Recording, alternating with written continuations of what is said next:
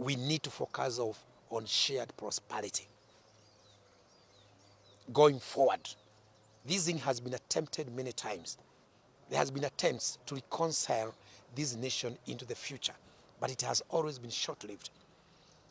We want President William Ruto and Raila Odinga to be remembered as the two gentlemen who instituted long-term national reconciliation platform in this republic by making sure that we have created an accord which brings out shared prosperity, because that is our problem.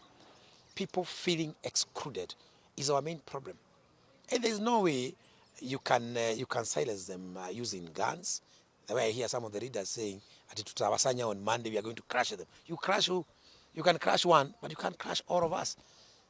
So the way to go is to make sure that what the president has put together is expanded into a national prosperity platform. We need to dig down even into BBI and ask, what good was in BBI?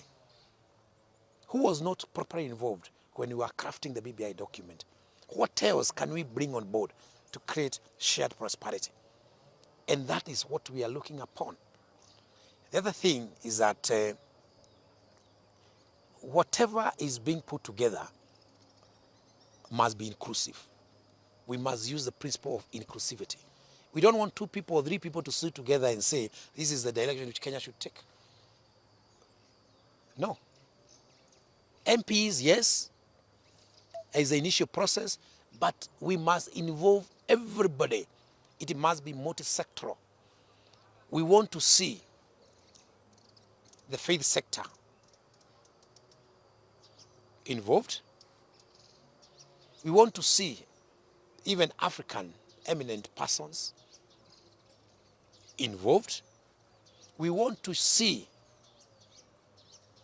electoral technology specialists involved, so that we can ask ourselves what went wrong and what should we do to mitigate the same from recurring in the next general election. We want to see the civil societies involved and engaged, non-governmental organizations, political parties, all leaders, so that whatever we put together has an input of every other segment and sector within and without Kenya.